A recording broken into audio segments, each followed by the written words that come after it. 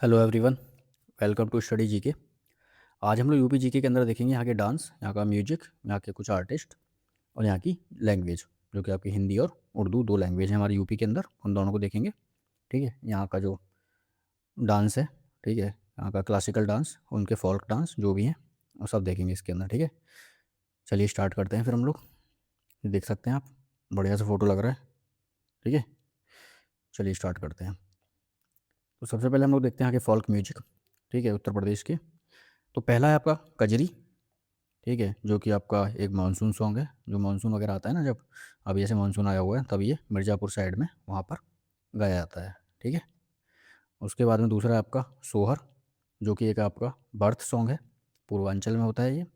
Birth मतलब जैसे किसी का जन्म वगैरह होता है, ठीक है, कोई पैदा होता है बच्चा वगैरह, उस टाइम पर ये गाया जाता है। फिर देखते हैं हम लोग बिरहा। बिरहा है separation from their loved one song, मतलब कि जैसे कि कोई आपसे दूर हो रहा है उस टाइम पर गाया जाता है। कोई बहुत प्यारा है आपका, वो आपसे दूर हो रहा है, जैसे शादी वगैरह में शादी होती है ना, तो लड़कियां जाती हैं, ठीक है, उस टाइम पर ये गाया जाता है। जो कोई आपसे मतलब किसी भी सिचुएशन में हो, मतलब जो आपसे आपका बहुत प्यारा था वो आज आपसे दूर हो रहा है, उस टाइम पर ईस्टर्न यूपी में ये गाया जाता है। ठीक है, फिर आपका रसिया, ये तो काफ़ी लोगों ने सुना ही होगा, ब्रज रीजन में गाया जाता है ये। ठीक है, राधा कृष्ण के लिए। ठीक है, रसिया। और हम लोग देखते हैं dance form of Uttar Pradesh. तो सभी को पता होगा हमारा यूपी का जो क्लासिकल डांस है वो कथक है। ठीक है, ये दिख रहा होगा आपको, ये यूपी का डांस है क्लासिकल, एक ही डांस है हमारा यूपी का क्लासिकल, कथक। ठीक है, ओनली, ये लिख रहा है only classical dance of UP, developed in Awadh court. Awadh region जो है आपका, उस जगह पे ये डेवलप हुआ था अंडर वाजिद अली शाह। वाजिद अली शाह के अंडर में ये अवध रीजन में ये डेवलप हुआ था। लखनऊ घराना इज़ द मेन सेंटर। इस कथक का जो मेन सेंटर है वो आपका लखनऊ घराना है। ठीक है, मैं घराने की एक अलग से वीडियो बनाऊंगा जिसमें सारे जितने भी यूपी के घराने हैं ना, वो सारे घराने कराऊंगा। ठीक है, कौन सा घराना कहाँ पे है, किससे रिलेटेड है वो, तो हम लोग एक अलग वीडियो में देखेंगे। ठीक है, ये मेन सेंटर है लखनऊ घराने का। फेमस आर्टिस्ट जो हैं इसके कथक के, वो हैं आपके कालका महाराज, ठीक है, लच्छू महाराज, शंभू महाराज और बिरजू महाराज। ठीक है, ये इसके फेमस आर्टिस्ट हैं। ठीक है, अब आगे बढ़ते हैं। आगे देखते हैं, आगे हमारे फोल्क डांस यूपी के। तो हमारा जो यूपी का पहला फोल्क डांस है वो है हमारा ब्रज रीजन का। ठीक है, वो है आपका चरकुला। ये 108 लैम्प्स ऑन आवर हेड। इसमें क्या है कि 108 लैंपों को अपने सर पर लेकर के डांस किया जाता है इसमें। ठीक है, फ़ोटो लाना भूल गया मैं यार, चलो मैं नोट्स में लगा दूंगा जब बनाऊंगा। चरकुला डांस है, 108 lamp on our head, 108 lamp अपने सर पर लेकर के डांस किया जाता है, उसको चरकुला डांस बोलते हैं, ब्रज रीजन में होता है। एक आपका मयूर डांस है, ठीक है, जो कि एक पीकॉक डांस होता है इसको, ठीक है, मोर की तरह डांस करते हैं इसमें। एक ये आपका झूला है, एक आपका रास, एक आपका गधा, गादा। ठीक है, ये आपके ब्रज रीजन के डांस हैं। अगला देखते हैं हम लोग बुंदेलखंड। बुंदेलखंड में आपका ख्याल, कयाल है ये आपका ओकेजन ऑफ बर्थ ऑफ ए सन, मतलब जब बेटा वगैरह पैदा होता है ना, तो उस ओकेजन पर इस गाने को गाया जाता है बुंदेलखंड रीजन में। ठीक है, एक है आपका दीवारी पाई डांडा, दीवारी पाई डांडा, राई और लठमार। लठमार तो आपने सुना ही होगा, फेमस है। ठीक है, मथुरा साइड में भी होता है, ब्रज रीजन में। फिर देखते हैं पूर्वांचल। पूर्वांचल है आपका धोबिया। ये आपका ड्यूरिंग मांगलिक ओकेजन मैरिज। मांगलिक मतलब वो होता है जैसे कि जब कहीं की शादी वगैरह हो रही होती है ना, तो उस टाइम पर मतलब उनकी कुंडली वगैरह मैच करवाते हैं। तो अगर कुंडली वगैरह सही से मैच नहीं कर रही होती है तो उस टाइम पर मतलब जो पंडित जी वगैरह होते हैं वो बताते हैं कि ये मांगलिक है, तो उसके लिए कुछ रिचुअल्स वगैरह होते हैं वो फॉलो करने पड़ते हैं। लाइक कि मतलब उनको बोला जाता है कि जैसे मान लीजिए कोई लड़का या लड़की कोई निकल आते हैं मांगलिक, तो बोलते हैं कि पहले इनकी आप पेड़ वगैरह से शादी करवाइए, तब फिर ये लोग आपस में शादी करेंगे। ठीक है, तो उसको मतलब मांगलिक बोलते हैं। ठीक है, तो उस टाइम पर ये धोबिया करके जो गाना है, क्या नाम है, डांस है सॉरी, ये होता है उस टाइम पे, मांगलिक ओकेजन है, शादी वगैरह होती हैं। ठीक है, एक ये आपका कथकोडवा है, ये भी होता है आपका पूर्वांचल में ही। एक ये आपका नटवरी है, ये पूर्वांचल का है, और एक नाटुआ, ये भी आपका पूर्वांचल में है। अवध रीजन में देखते हैं, अवध रीजन में आपका जोगनी है, जो कि रामनवमी की जो शाम होती है ना, रामनवमी होती है जिस दिन, उसकी जो शाम को होता है उस दिन होता है ये डांस। क्या नाम है, जोगनी। काला बाजारी, कालाबाजी सॉरी, काला बाजारी बोल रहा हूँ, कालाबाजी, कलाबाजी बोलते हैं तो कलाबाजी और पासी। ठीक है, ये आपका अवध में होता है।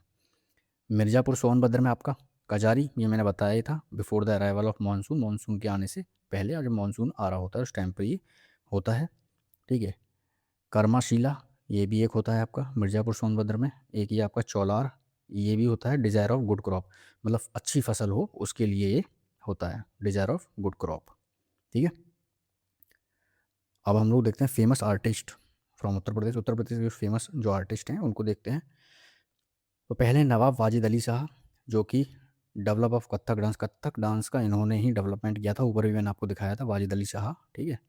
वाजिद अली शाह ये इससे रिलेटेड है कथक डांस से। बिस्मिल्लाह खान ये आपको पता ही होगा, शहनाई बजाई थी इन्होंने। ठीक है। और क्या नाम है, जिस दिन इंडिपेंडेंस डे था, जब हमारा देश आज़ाद हुआ था, उस टाइम पर भी इन्होंने दिल्ली के अंदर उसी टाइम पे इन्होंने शहनाई बजाई थी शाम को। रविशंकर ये सितार रिलेटेड हैं, सितार बजाते हैं। और पंडित हरि प्रसाद चौरसिया ये फ्लूट से रिलेटेड है। ठीक है, बांसुरी। आगे देखते हैं। आगे है आपकी लैंग्वेज ऑफ उत्तर प्रदेश। ठीक है, यूपी की लैंग्वेज। तो हमारी जो मेन लैंग्वेज है वो हमारी दो हैं, एक हमारी हिंदी है, एक हमारी उर्दू है। ठीक है, दो ही हमारी लैंग्वेज है।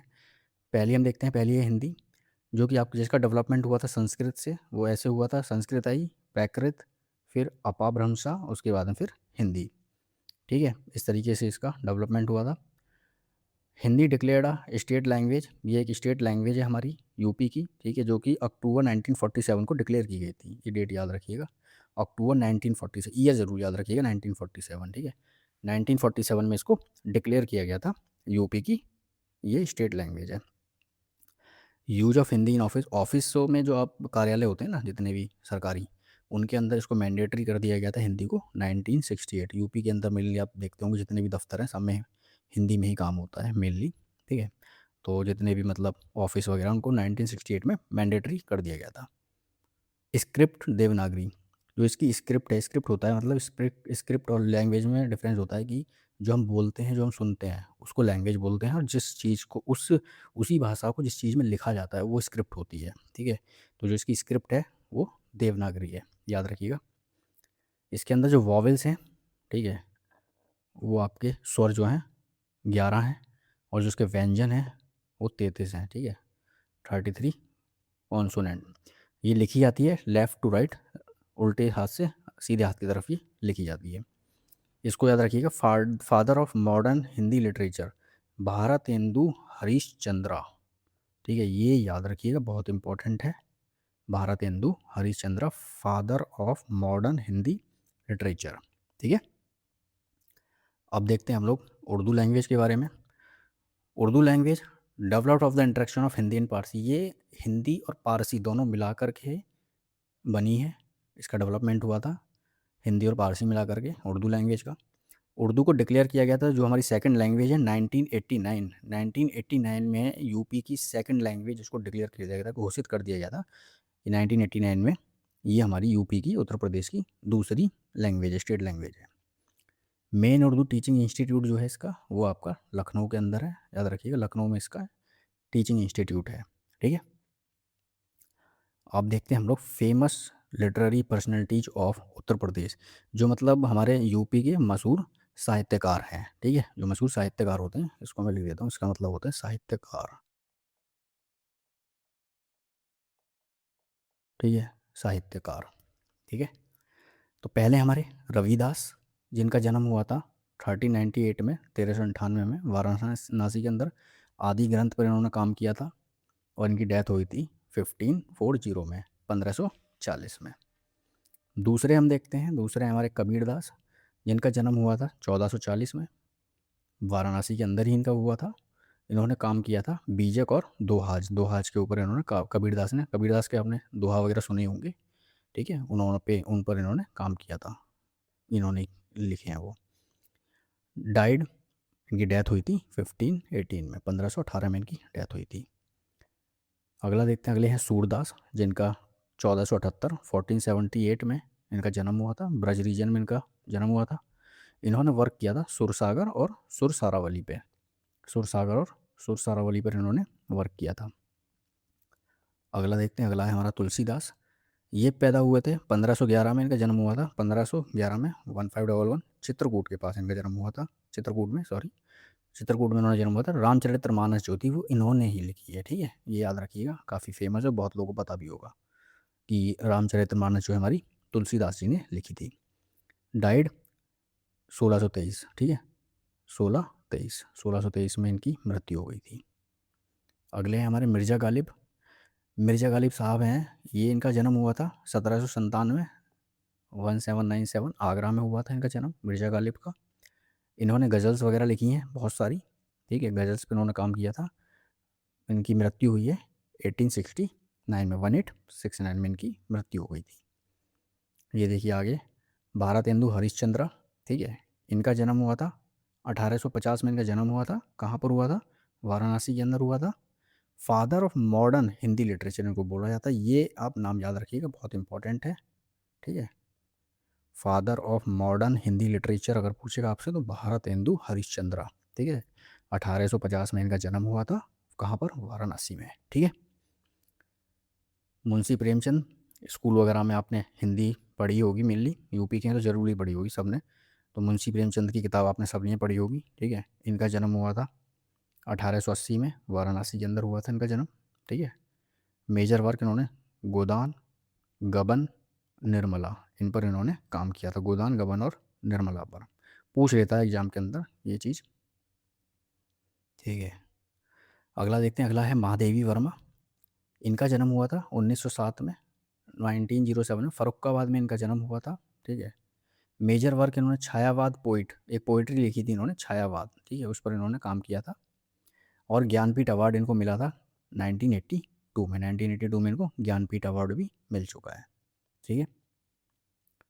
सुभद्रा कुमारी चौहान, इनका जन्म हुआ था 1904, 1904 में इनका जन्म हुआ था। इलाहाबाद के अंदर इनका जन्म हुआ था। इन्होंने झांसी की रानी जो थी इन्होंने ही लिखी थी, ठीक है।